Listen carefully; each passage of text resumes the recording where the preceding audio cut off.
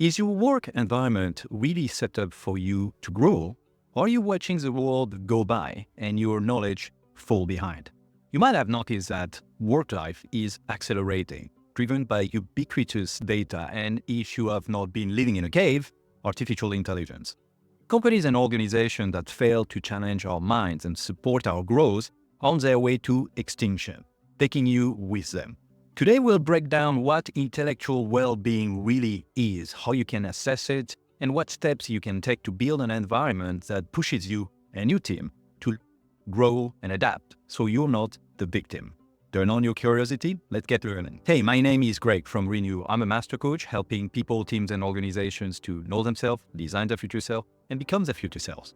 Renew and I are here to help you live a life where you have control. A few weeks ago, I did a video about physical well-being at work, which you can find here. And this was inspired by the SPIRE model. This model comes from the Happiness Studies Academy.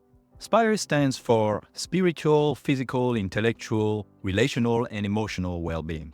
Intellectual well-being is all about nourishing our minds. At work, it's about feeling mentally stimulated, inspired to learn, and challenged in ways that keep us growing. It is said, for good reason, that your mind is like a muscle. It needs exercise, variety, and sometimes a good challenge to stay strong. Intellectual stimulation keeps our mind sharp, engaged, and ready to take on new challenges. Without it, we risk mental stagnation, which can lead to burnout, boredom, and a lack of fulfillment in our work. Research shows that intellectually stimulating workplaces lead to happier, more resilient employees. They also boost creativity and innovation because people feel empowered to think outside the box and approach problems from a fresh perspective. There are two core principles to bring intellectual well-being. The first one is that curiosity and openness help us make the most of what life has to offer. And the second one is that engaging in deep learning fulfills our potential as rational beings. Working on those two elements can create a brain-stimulating work culture. Take a moment to reflect. When was the last time you felt truly engaged and challenged at work? What was it about that experience that sparked your interest or pushed you to think differently? Let's figure out where you and your team currently stand with intellectual well-being. After all, you can't improve what you don't measure, right? Assessing intellectual well-being can sound abstract, but I've got a simple framework here that will help you evaluate both your own level of intellectual engagement and that of your team. We'll go through a few questions, and as we do, I want you to rate yourself on a scale from 1 to 5, where 1 is not at all and 5 is absolutely. And be honest with yourself here. This is your starting point. Here is our checklist. Do you feel consistently challenged in your work in a way that energizes you rather than overwhelms you? Are you encouraged to explore new ideas, ask questions, and try out new approaches? Do you have the autonomy to make decisions and think creatively in your role? Is there a culture of constructive feedback where you feel supported to learn from mistakes rather than fear them? Are there regular opportunities for learning and skill development that excites you? So here's a score of 5 questions from 1 to 5. So you should have a score between 5 and 25. Here is how you can interpret your score. 20 to 25, you are in a high intellectual well-being zone. You're in an environment that stimulates and supports you, so great work. 15 to 19, you're in moderate zone. You're getting some intellectual stimulation, but there's room to grow. Below 15, this is a sign that your work environment might be stifling your intellectual growth, and it's time to consider making some changes. Now, if you're a manager, I encourage you to go through this exercise with your team. Make it a safe, open conversation where people can honestly share what's working and what's not when it comes to intellectual growth. Intellectual well-being isn't just about individual fulfillment, it's a team effort. One way of measuring intellectual well-being in your team is by having regular check-ins. Ask your team members questions like, what's a recent project that stretched your thinking? What's an area where you feel you could use more autonomy or creativity? How can we make learning a bigger part of our team culture?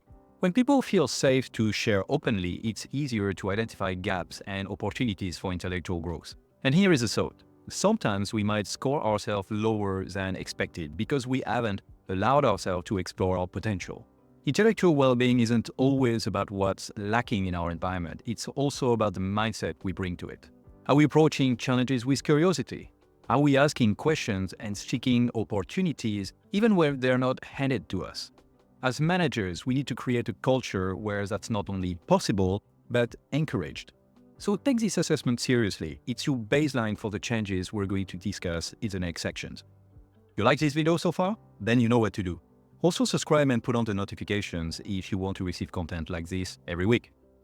And for further information about the concept of intellectual well-being, check out in the video description other YouTube videos and internet links. How do you design a work environment that truly fosters intellectual growth? It's about creating a culture where learning, curiosity, and mental challenges are part of everyday life, as we said before. There are three main pillars to designing intellectual well-being at work.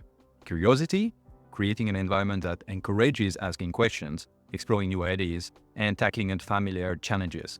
Challenge, introducing tasks that stretch people's capabilities just enough to keep them engaged and growing. Growth opportunities, offering structured ways for people to develop new skills, whether it's through formal learning or hands-on projects. Let's start with the first pillar, curiosity. To build a culture of curiosity, you have to make it safe to ask questions and explore ideas, even if they might lead to failure. One way to do this? Hold regular learning hours or idea sharing sessions. Imagine a weekly 30-minute slot where everyone on your team gets a chance to share something they learned or found interesting recently. This doesn't have to be work-related. Sometimes the best ideas come from unexpected places. For managers, here is a bonus tip. Model curiosity yourself. Ask open-ended questions, express genuine interest in team members' ideas, and show that you value new perspectives. When you lead with curiosity, your team will follow. Now let's talk about challenge. Think of challenge as the growth zone. When tasks are slightly beyond our current skills, our brains respond by learning and adapting. This is where intellectual growth really happens.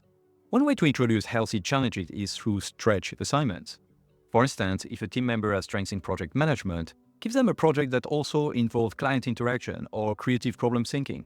That expands their skill set and keeps them engaged. And if you're on the receiving end of an assignment, embrace it as a chance to grow. Take it as a sign that your manager believes in your potential.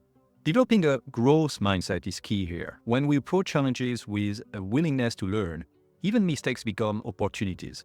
And finally, growth opportunities. A workplace that values intellectual well-being invests in continuous learning. This can be as formal as sponsoring courses or certification, or as flexible as creating cross-functional projects where team members can learn from each other. A great way to promote growth is by encouraging cross-functional collaborations.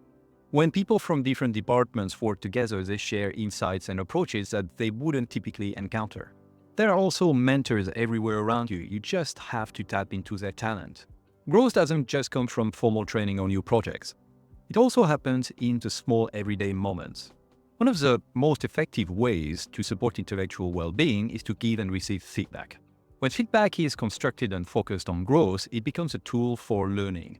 Much more about how to do good feedback, just right there. And don't forget the impact of coaching. As a manager, you can coach your team to develop themselves, to help them with questions so they can assess themselves and grow. And for yourself, you can get yourself a coach. A coach doesn't tell you what to do. The coach will help you find your own answers. By focusing on those three pillars, curiosity, challenge, and growth opportunities, you're not just enhancing intellectual well-being for yourself and your team. You're creating a culture that values learning, innovation, and resilience. Here's my challenge to you. Pick one of these strategies and start implementing it this week. Maybe it's starting a learning hour with your team. Maybe it's taking on a stretch assignment with a growth mindset. Or perhaps it's asking for constructive feedback in your next meeting. Whatever it is, do it this week. Let's talk about how to become a true high IQ team. Sustainability is key here. If you want intellectual growth to be a real part of your team's DNA, you'll need consistent practices, measurable goals, and regular reflection to track progress. Let's break down how to make this happen. We'll focus on three steps: commitment, delivery, measurement. Let's start with commitment. Building a high IQ team begins with a clear commitment to intellectual well-being. And this isn't just about personal goals, it's about defining the kind of culture you want to create as a team. Start by having a team discussion about your shared values around learning and growth. Here are some questions to consider. What intellectual goals do we want to achieve as a team? What do we want to learn and accomplish together? How can we create a culture where everyone feels supported to challenge themselves? Much more about how to work on your team purpose, values, and norms right here. One tool I recommend is creating a team learning charter. This is a short document outlining the team's commitment to intellectual well-being. It could include goals like monthly learning sessions, a commitment to open feedback, or even skill goals that the team wants to develop together. Having this charter keeps everyone accountable and reminds you that intellectual growth is a priority. Now on to delivery. One of the best ways to deliver on this commitment is to weave learning into your team's routines. Here are a few ways to make intellectual well-being a part of the everyday. First is weekly learning circles. Set aside a few minutes each week for team members to share something new they've learned. Anything from an article they found interesting to a new skill they've picked up. Stretch assignments. Keep challenging each other with new roles, projects, and responsibilities that push your skills. Constructive feedback loops. Make feedback a regular part of your interactions so everyone has the opportunity to learn from both successes and mistakes. And don't underestimate the power of small daily habits. For example, try starting your meetings with an intellectual check-in, a quick round where each person shares one new insight or ideas they've come across. This sets the tone that learning is part of your team routines. Finally, let's talk about measurement. Tracking your progress helps you see what's working, what's not, and where you can make improvements. Come back to the checklist that we defined earlier to measure your personal or team's intellectual well-being after implementing some actions. Try conducting a monthly or quarterly check to review the scores. Then spend 30 minutes with your team to see where adjustments, new ideas might be needed. The point of working on intellectual well-being is not only to have success for yourself and your team. Intellectual well-being is one element of happiness in the SPIRE model, one key element to bring happiness to you and your team. And it's not about quantity of knowledge, as the Greek philosopher Plutarch so well said it. The mind is not a vessel to be filled, but a fire to be kindled. If you want to dig into how you and your team can become better learners, then you should check this video right here.